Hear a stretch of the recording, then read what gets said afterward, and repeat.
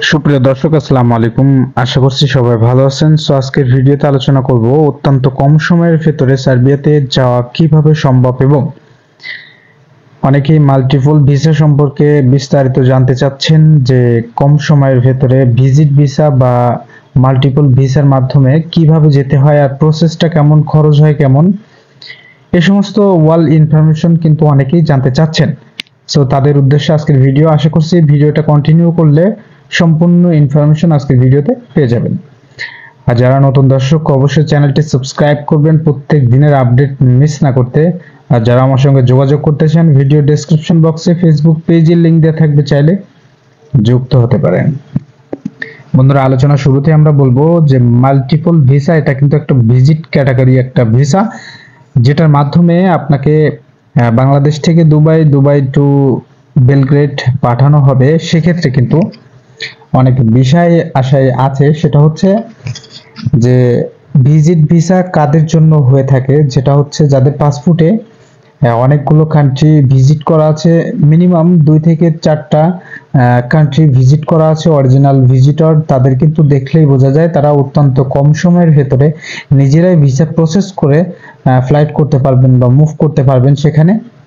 তো এখানে অনেকগুলো অসুবিধাও আছে, সুবিধাও আছে। সো আজকে আলোচনা করব আমরা অসুবিধা বা সুবিধা নিয়ে, মোটামুটি যতটুকু সম্ভব আলোচনা করব। তো বন্ধুরা, ভিসা প্রসেস ঠিকই, কিন্তু 3 মাসের মাল্টিপল ভিসা হয়ে থাকে। এখান থেকে আপনাকে সার্বিয়াতে নামিয়ে দেবে, এটা কিন্তু কার্যক্রম শেষ। আপনি কি করবেন, থাকবেন কি না থাকবেন সেটা আপনার বিষয়, কিন্তু এজেন্সি যদি ভালো হয়ে থাকে সেক্ষেত্রে আপনার একটা কাজের ব্যবস্থা হয়তোবা করে দিতে পারে। আর এক্ষেত্রে আমি সাজেস্ট করব যাদের টাকা পয়সা লোন বা দেনা বা ধার না করে যাচ্ছেন, তারা এই সমস্ত পথে পা দেন। আর যারা বিভিন্ন জায়গা থেকে লোন বা ঋণ করে যাচ্ছেন, তাদের জন্য এটা বেটার হবে বলে আমি মনে করি না। কারণ এখানে আপনার বেশ শর্ট টাইমে বেশ অ্যামাউন্টের একটা বিষয়, যেটা আপনি সেখান থেকে কোনো রকম উপার্জনই করতে পারবেন না। কারণ সেখানে যে আপনি বেলগ্রেডে যে কোনো কাজই করতে পারবেন না। এক কথায় আপনি ভিজিটর, সেই হিসাবে আপনাকে কন্ট্রাক্টের মাধ্যমে এয়ারপোর্ট থেকে দেখা যায় ভিতরে ঢুকিয়ে দেবে, আপনাকে যেভাবে হোক এজেন্সি করে দেবে, যতটুকু আমরা জানতে পেরেছি বা দেখছি। তো এভাবে কিন্তু অনেকেই রিস্ক পেমেন্টে যেতে পারেন যদি চান। সেক্ষেত্রে কারো যদি ব্যাকগ্রাউন্ড হিস্ট্রি ভালো থাকে বা আর্থিক অবস্থা ভালো থাকে, সেক্ষেত্রে আপনারা ট্রাই করতে পারেন। আর যারা নর্মালি আছেন তাদের জন্য অবশ্যই ওয়ার্ক পারমিট ভিসাটা 100% ভালো হবে এবং অথেন্টিক হবে। তো বন্ধুরা, সুবিধাটা হচ্ছে এখানে আপনি সুবিধা একটাই, সেটা হচ্ছে আপনারা যারা অন্য কোথাও মুভ করতে চান তাদের জন্য এটা ভালো হবে আমি যতটুকু মনে করি, যাদের এই বিষয়ে অনেক কিছু জানা বা লোক আছে নিয়ে যাওয়ার মতো।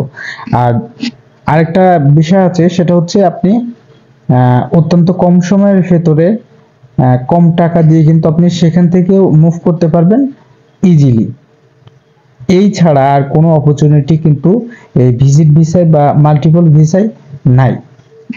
সো আপনারা ভালোভাবেই সিদ্ধান্ত নেবেন যে কোনটা আপনার জন্য ভালো হবে, আর গেলে কি সুবিধা অসুবিধা হবে, এটা আশা করি বুঝতে পারছেন। আর যদি কোনো কিছু না বুঝতে পারেন, সেক্ষেত্রে অবশ্যই কমেন্টস করতে ভুলবেন না। তো পরিশেষে আরেকটা কথা বলি, যে আপনারা অবশ্যই একটা স্বপ্ন নিয়ে যাচ্ছেন বাইরে, সেক্ষেত্রে আপনারা বুঝে শুনে বা যাচাই করে একটা এজেন্সিকে ফাইল প্রসেস করাবেন। কিন্তু এই ভিসা একটা কিছু কিছু বাধ্যকতা আছে, যেমন রিস্ক পেমেন্টে যদি আপনারা যেতে পারেন সেক্ষেত্রে ট্রাই করবেন, যেহেতু অত্যন্ত কম সময়ের ভেতরে আপনার 15 দিন থেকে সর্বোচ্চ 45 দিনের ভেতরে কিন্তু ভিসা প্রসেস করা সম্ভব। আর এর ভেতরে কিন্তু গিয়েছেন কয়েকজনের সঙ্গে আমার কথা হয়েছে। সে সমস্ত বিষয়ে যদি আরো কোনো কিছু জানার থাকে অবশ্যই কমেন্টস করবেন, নেক্সট ভিডিওতে আমরা আলোচনা করার চেষ্টা করব। তো বন্ধুরা, পরিশেষে একটা আশ্বাস দিই যে হ্যাঁ, যারা এভাবে যেতে চাচ্ছেন তারা যেতে পারেন, তবে ভালো একটা এজেন্সি ধরে। আর বিশেষ করে আমি যারা অনেক সমস্যা আছেন তাদের জন্য বলবো যে ভাই, নতুন করে সমস্যা ডেকে নিয়ে আসবেন না, আপনারা যেভাবে আছেন ওইভাবে থাকেন। ধন্যবাদ, ভালো থাকুন, আসসালামু আলাইকুম।